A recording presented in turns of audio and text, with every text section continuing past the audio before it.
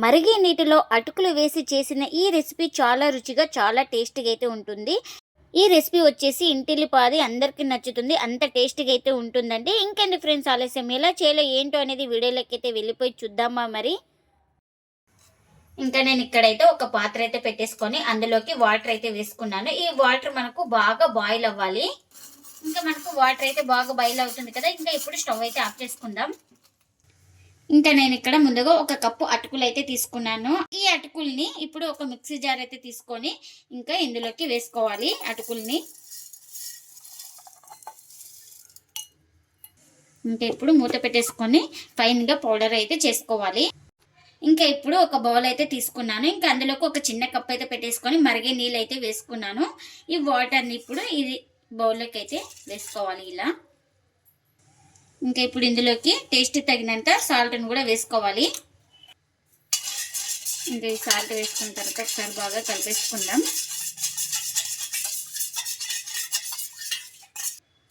ఇంకా గ్రైండ్ చేసుకున్న అటుకుల పౌడర్ని అయితే వేసుకోవాలి. ఇంకా ఇలా పౌడర్ని వేసుకొని ఇంకా బాగా ఎక్కడ ఉండలు లేకుండా బాగా కలిపేసుకోవాలి. కొంచెం చల్లారిన తర్వాత చేతితో కలిపేసుకుందాం.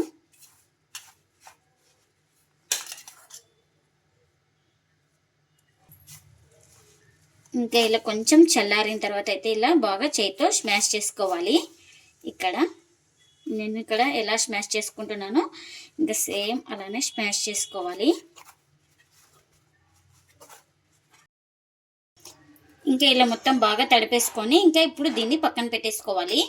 ఇంకా ఒక మిక్సీ జార్ అయితే తీసుకొని ఇప్పుడు ఇందులోకి ఇలా చిన్నగా కట్ చేసుకున్న ఒక 2 మిర్చి, అలాగే తురుముకున్న అల్లం 1 ఇంచు వేసుకోవాలి. ఇంకా నేను ఒకటి ఆలు పెద్ద సైజు అయితే ఉడికించుకున్నానండి. ఇలా కొంచెం స్మాష్ చేసుకొని ఇంకా ఇప్పుడు ఈ జార్లోకి అయితే వేసుకోవాలి. ఇంకా మనం ఇలా ఉడికించుకున్న ఆలుని ఇలా గ్రైండ్ చేసుకుంటే ఎక్కడ ఉండలు లేకుండా బాగా స్మూత్గా గ్రైండ్ అవుతుంది. ఇంకా ఇలా గ్రైండ్ చేసుకున్న తర్వాత ఈ పేస్ట్ని అయితే ఇంకా ఇందులోకి వేసుకోవాలి. మనం ముందుగానే వేడి నీళ్ళు వేసుకొని కలిపి పెట్టేసుకున్నాం కదా అటుకులను అయితే ఇంకా అందులోకి అయితే ఈ పేస్ట్ని అయితే వేసుకోవాలి. ఆలు పేస్ట్ని ఇంకా వేసుకున్న తర్వాత మొత్తం బాగా కలిపేసుకుందాం. 2 మిక్సింగ్ అయ్యేలాగా ఇంకా దీన్ని బాగా ఒక 2 నిమిషాల పాటు బాగా స్మాష్ చేసుకోవాలి ఎక్కడ ఉండలు లేకుండా. ఇక్కడ నేను చూపిస్తున్నాను కదా, అదే విధంగా అయితే మనం పిండిని అయితే బాగా కలిపేసుకోవాలి. మనకు చపాతీ పిండి ఎలా ఉంటుందో సేమ్ అలా వచ్చే వరకు అయితే మనం బాగా కలిపేసుకుందాం. ఇంకా ఇలా మొత్తం బాగా కలిపేసుకున్నాను సాఫ్ట్గా. ఇప్పుడు ఇందులోకి 1 స్పూన్ దాకా ఆయిల్ కూడా వేసుకుంటున్నాను. ఇంకా ఇక్కడ ఈ ఆయిల్ కూడా వేసేసుకొని మొత్తం బాగా పిండిని అయితే బాగా సెట్ చేసుకుందాం. ఇంకా ఇలా మొత్తం పిండి మొత్తాన్ని బాగా సెట్ చేసుకున్న తర్వాత ఇంకా ప్లేట్ అయితే పెట్టేసుకొని ఒక 10 నిమిషాలు అయితే పక్కన పెట్టేసుకోవాలి. ఇంకా ఒక 10 నిమిషాల తర్వాత అయితే చూపిస్తున్నాను మీకు. చూడండి చాలా సాఫ్ట్గా అయితే పిండి అయితే బాగా నానిపోయింది మనకు. ఇంకా ఈ పిండి ముద్దను అయితే బాగా మనం ఇలా స్మాష్ చేసుకోవాలి. 1 నిమిషం పాటు ఇలా బాగా సాఫ్ట్గా ఇలా స్మాష్ చేసుకోవాలి చేతితో. ఇక్కడ చూపిస్తున్నాను కదా, ఇంకా అదే విధంగా బాగా మనం ఇలా చేతితో అనేసుకోవాలి. అప్పుడు చాలా సాఫ్ట్గా అవుతుంది పిండి అనేది మనకు.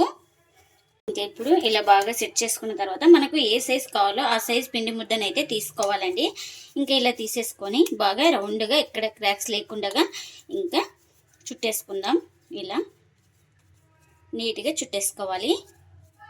ఇంకా ఇలా పిండి ముద్దను చేసుకున్న తర్వాత ఒక ప్లేట్లోకి అయితే పెట్టేసుకోవాలి. ఇంకా అన్నీ ఇలానే చేసుకోవాలి. మనం ఇప్పుడు ఇంకా కొంచెం పొడి పిండిని అయితే ఇలా చల్లుకొని ఒక పిండి ముద్దను తీసుకొని ఇలా బాగా డిప్ చేసుకోవాలి. ఈ పొడి పిండిలో ఇలా బాగా డిప్ చేసుకున్న తర్వాత ఇంకా మనం దీన్ని రుద్దుకుందాం. ఇంకా ఇలా కొంచెం పొడి పిండిని ఇలా డిప్ చేసుకుంటూనే రుద్దేసుకోవాలి.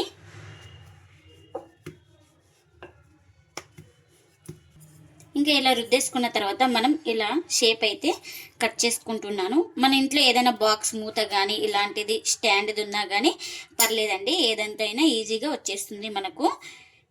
చూడండి ఈ విధంగా అయితే ఉండాలి. థిక్నెస్గా ఎక్కువ పల్చాగా అయితే ఉండకూడదు మనకు. ఇంకా ఇప్పుడు ఒక ప్లేట్లోకి అయితే తీసుకుంటున్నా. ఇంకా ఇంకొక పిండి ముద్దనైతే తీసుకున్నాను.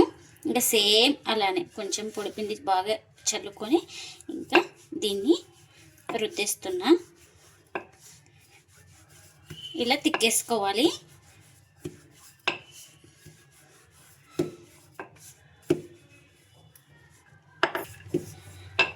ఇంకా ఇలా రుద్దేసుకున్న తర్వాత ఇంకా ఇలా షేప్ అయితే కట్ చేసుకుంటున్నా.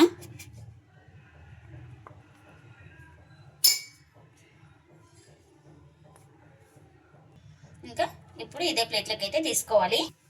ఇక్కడ పొడిపిండి వచ్చేసి గోధుమ పిండి అయితే తీసుకున్నాను. మీరు కావాలనుకుంటే మైదా కూడా యూస్ చేసుకోవచ్చు. ఇంకా నేను ఇక్కడైతే ఇంకా గోధుమ పిండి అయితే తీసుకున్నాను. ఇంకా ఇలా షేప్ కట్ చేసుకోవాలి. అన్నీ ఇదే విధంగా రుద్దేసుకుందాం. ఇంకా కాల్చుకోవడానికి పెన్నం కూడా పెట్టేసుకున్నాను. పెన్నం కూడా హీట్ అయింది మనకు. ఇంకా మనం ఇలా రుద్దేసుకున్నాం కదా, ఈ రోటీని అయితే పెన్నం పైన అయితే వేసుకోవాలి. ఇంకా మనకు ఒక సైడ్ కాలిన తర్వాత మరోవైపు అయితే ఇలా టర్న్ చేసుకోవాలి. మనకు ఇది కాలడానికి కూడా కొంచెం టైం అయితే పడుతుందండి, 2 నుంచి 3 నిమిషాలు అయితే. ఎందుకంటే అటుకులు కాబట్టి ఇంకా మనకు టైం అయితే పడుతుంది. ఇంకా మంటను మీడియంలోనే పెట్టుకొని కాల్చుకోవాలి. అప్పుడే మనకు లోపల వరకు బాగా కాలుతుంది ఈ రోటీ అనేది. ఆయిల్ ఇష్టమైన వాళ్ళు ఆయిల్ వేసుకోండి, లేదంటే గీ కానీ బటర్ కానీ ఏదైనా వేసుకోవచ్చు. ఉత్తగా అలాగే కాల్చుకున్నా కూడా టేస్ట్ అయితే చాలా బాగుంటుందండి. మనకు ఇలా ప్రెస్ చేసుకుంటూ కాల్చుకోవాలి. అప్పుడే మనకు లోపల దాకా బాగా కాలుతుంది 2 వైపులా. ఇంకా అటు ఇటు తిప్పుకుంటూ ఇంకా 2 వైపులా బాగా కాల్చుకున్నానండి. ఇంకా ఇదైతే రెడీ అయిపోయింది కదా, ఇంకా దీన్ని ఒక ప్లేట్లోకి అయితే తీసుకుంటున్నా. ఇంకొక సైడ్ కాలిన తర్వాత అయితే మరొకటి అయితే ఇలా టర్న్ చేసుకోవాలి. ఇలా టర్న్ చేసుకొని ఆయిల్ అయితే అప్లై చేసుకోవాలి. ఇంకా ఈ రోటీకి ఏమీ ఎక్కువ అయితే ఆయిల్ అయితే పట్టదండి, కొంచెం అయితే చాలు.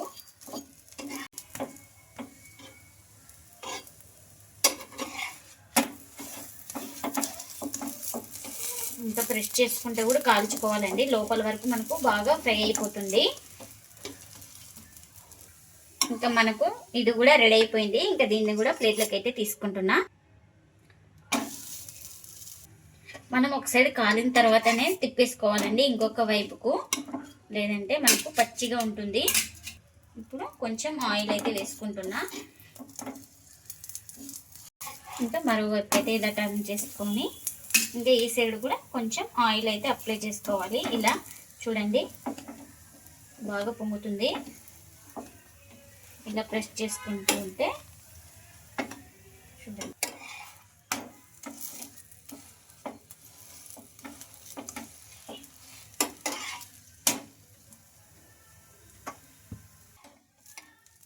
ఇంకా అన్నీ ఇలానే చేసుకోవాలి. ఎంతో టేస్టీగా ఉండే అటుకులతో రోటీ అయితే రెడీ అయిపోయింది. ఇంకా ప్లేట్లోకి అయితే సర్వ్ చేస్తున్నాను. ఎప్పుడు ఒకే రకం రోటీలు కాకుండా ఇలా వెరైటీగా అటుకులతో చేసుకోండి, చాలా టేస్టీగా ఉంది. ఇంకా ఈ రోటీలు అయితే అంత సాఫ్ట్గా అంత టేస్టీగా అయితే ఉంటాయండి అటుకులు ఆలుతో చేసుకుంటే.